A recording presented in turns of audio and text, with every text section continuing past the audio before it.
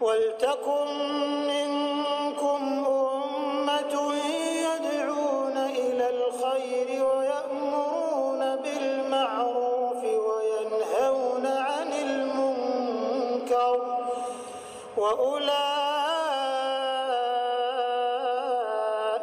هُمُ الْمُفْلِحُونَ. Bismillahirrahmanirrahim. Assalamualaikum warahmatullahi wabarakatuh.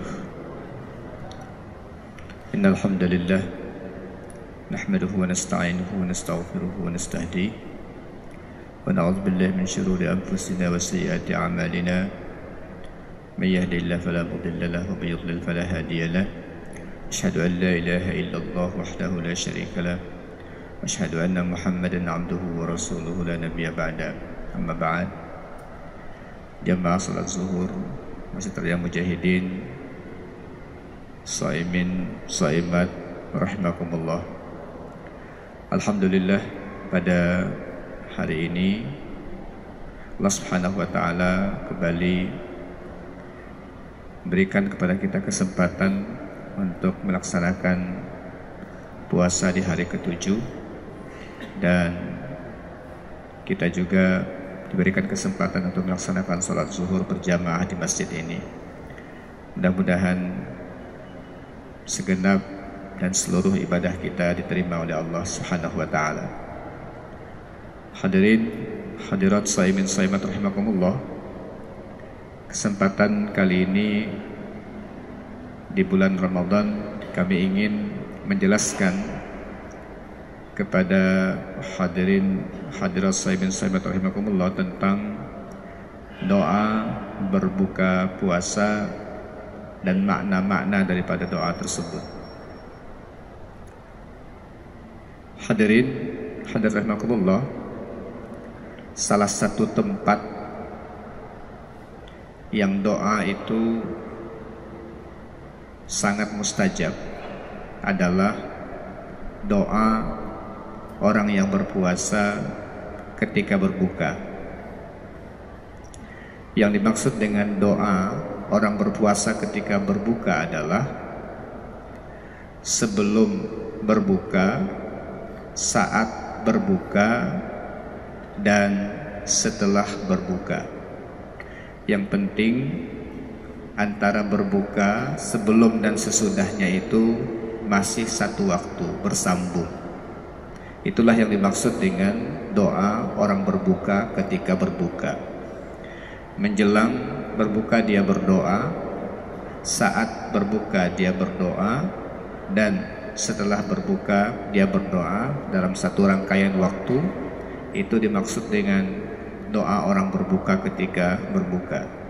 Saat-saat itulah saat yang paling mahal yang disebutkan oleh Rasulullah Shallallahu Alaihi Wasallam sebagai dakwatun la turaddu, dakwah atau doa yang tidak ditolak oleh Allah Subhanahu Wa Taala.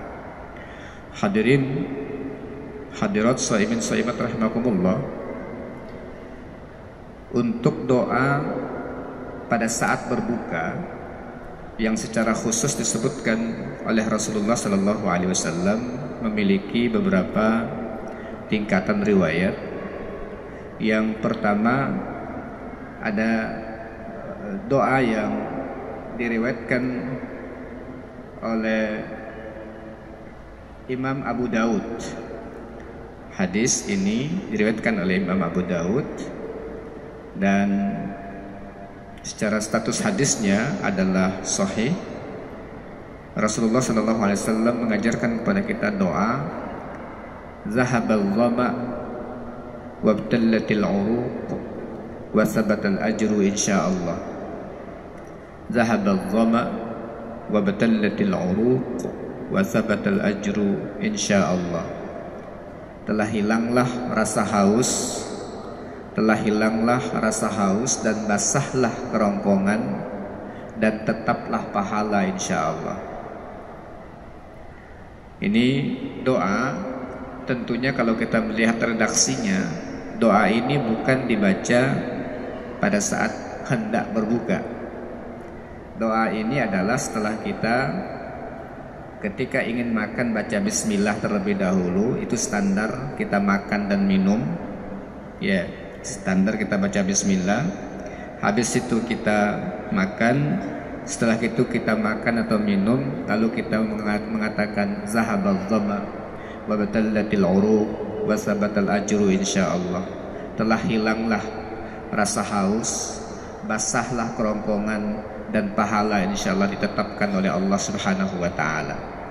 Ada kata insyaallah di ujung daripada doa ini, maksudnya adalah agar Allah Subhanahu wa taala menerima pahala daripada ibadah kita, dan kita tidak bisa memastikan bahwa apa yang kita lakukan itu diterima oleh Allah Subhanahu wa taala. Tapi kita berdoa kepada Allah, mudah-mudahan ibadah kita diterima oleh Allah, pahala kita diterima oleh Allah Subhanahu wa taala.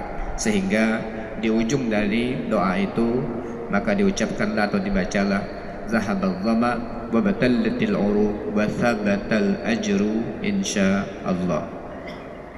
Kemudian ada hadis lain yang diriwayatkan oleh Ibnu Majah, oleh para ulama hadis kita, statusnya hasan.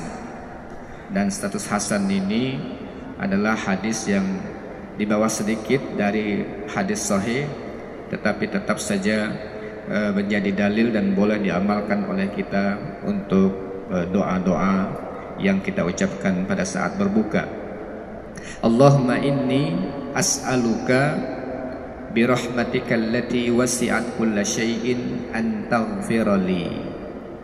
Allahumma inni as'aluka birahmatika allati wasi'at kulla syai'in an taghfira li.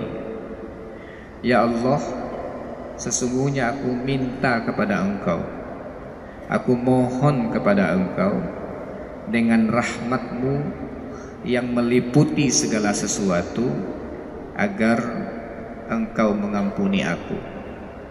Nah, ini doa yang lain yang diriwayatkan oleh Ibnu Majah terkait dengan saat kita berbuka. Allahumma inni as'aluka birahmatika allati wasi'at kulla syai'in an taghfira li. Ya Allah, aku mohon kepadamu dengan rahmat-Mu yang meliputi segala sesuatu. Ini muqaddimah kita dalam doa. Karena rahmat Allah itu meliputi segala sesuatu, Allah sangat sayang dengan kita. Pada saat itulah kesempatan yang doa yang tidak tertolak itu, di antara yang paling mahal kita minta kepada Allah adalah minta ampunan dosa kita. Bayangkan kalau kita membaca doa ini setiap hari, 29 hari, 30 hari, kita menjelang berbuka, saat berbuka minta ampun sama Allah Subhanahu wa taala. Mudah-mudahan dengan cara seperti itu maka memang bulan ini betul-betul bulan ampunan untuk kita. Allahumma inni as'aluka birahmatika allati wasi'at kulla syai'in an taghfira li. Ya Allah, aku mohon kepadamu dengan rahmat-Mu yang meliputi segala sesuatu, agar Engkau mengampuni daku. Hadirin hadirat saimin saimat rahimakumullah, banyak sekali di dalam bulan puasa ini pengampunan disempatkan atau diberikan kesempatan oleh Allah Subhanahu wa taala. Man shoma ramadhana imanan wahtisaban ghufira lahu ma taqaddama min dzambi. Barang siapa yang berpuasa karena panggilan iman, karena mengharap ridho Allah, akan diampuni dosanya. Man qama ramadhana imanan wahtisaban ghufira lahu ma taqaddama min dzambi. Barang siapa yang tarawih, melaksanakan qiyamul lail pada bulan Ramadan karena panggilan iman, karena mengharap ridha Allah, akan diampuni oleh Allah. Man qama lailatal qadri imanan wahtisaban ghufira lahu ma taqaddama min dzambi. Barang siapa yang melaksanakan tarawih qiyamul lail pada malam Lailatul Qadar, akan diampuni dosanya oleh Allah. Puasa tarawih, lebih khusus lagi tarawih pada bulan ya pada malam-malam Lailatul Qadar, atau berbuka pada saat berbuka minta ampunan Allah Subhanahu wa taala dengan doa tadi ini. Allahumma inni as'aluka birahmatika allati wasi'at kulla syai'in an taghfirali. Kemudian doa yang umum yang biasa kita baca, Allahumma lakasumtu wa ala rizkika aftartu. Begitulah riwayat yang disampaikan oleh Abu Daud. Riwayat disampaikan oleh Abu Daud ini memang menurut para ulama hadis, hadisnya mursal. Mursal ini artinya adalah hadis ini hanya sampai ke tabi'in, dari tabi'in ini langsung ke Nabi.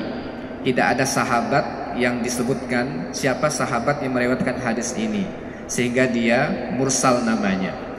Nah, sehingga statusnya menurut para ulama hadis dhaif.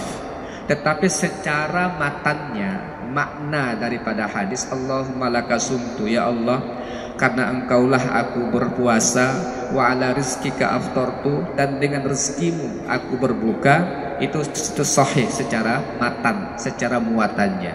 Sehingga sebenarnya berdoa dengan doa manapun kita lakukan, insya Allah tidak masalah. Doa dengan doa manapun kita lakukan tidak ada masalah. Sehingga doa ini secara bervariasi juga kita bisa lakukan, karena memang doa-doa ini secara umum menggambarkan tentang betapa kita mensyukuri nikmat Allah Subhanahu wa taala. Kita Allahumma lakasumtu, ya Allah, untukmu aku berpuasa. Karena memang di hadis yang lain memang Allah Subhanahu wa taala dalam hadis qudsi mengatakan bahwa as-siyamu li wa ana ajzi bihi. Puasa itu untukku. Ya, puasa itu untukku, kata Allah, aku sendiri yang akan membalasnya. Makanya doa kita ketika berbuka, Allahumma laka, ya Allah, untukmu lah aku berpuasa. Wa ala rizkika aftartu, dan karena rezekimu, di atas rezekimu lah aku berbuka. Nah, kita mengungkapkan rasa-rasa seperti ini untuk mensyukuri nikmat Allah Subhanahu wa taala yang telah memberikan kepada kita kemampuan untuk melaksanakan ibadah puasa dan diberikan rezeki oleh Allah Subhanahu wa taala untuk berbuka. Nah, hal-hal seperti ini mari kita manfaatkan sebaik-baiknya setiap hari, yaitu pada saat menjelang berbuka, saat berbuka, dan pas setelah berbuka. Ada hal lain yang juga perlu untuk kita terus ingatkan adalah ketika kita berbuka juga jangan lupa untuk membalas dan mengucapkan apa yang diucapkan oleh muazzin, karena ini berlaku umum, tidak terkecuali bagi orang yang sedang berbuka puasa. Tidak juga menunggu sampai muazzin selesai azan baru kita makan, karena ingin sibuk membalas dan mengucapkan apa yang diucapkan oleh muazzin. Samping kita mendengarkan, kemudian kita balas, kita makan, kemudian muazzin mengumandangkan azannya, kita ucapkan juga. Ini standar umum atau perintah umum dari Rasulullah SAW. Kalau kita mendengar muazzin, ucapkanlah seperti apa yang diucapkan oleh muazzin. Hal-hal kecil seperti ini bukan masalah sepele, tetapi memiliki pahala yang sangat besar. Oleh karena itu jangan kita abaikan, terutama di hari-hari yang sangat banyak pahalanya dari Allah Subhanahu wa taala. Mudah-mudahan ibadah kita selalu diberikan kekuatan oleh Allah untuk mendapatkan pahala-pahala terbesarnya, mendapatkan ampunan dari Allah Subhanahu wa taala. Aqulu qouli hadza wa astaghfirullah li wa lakum. Assalamualaikum warahmatullahi wabarakatuh.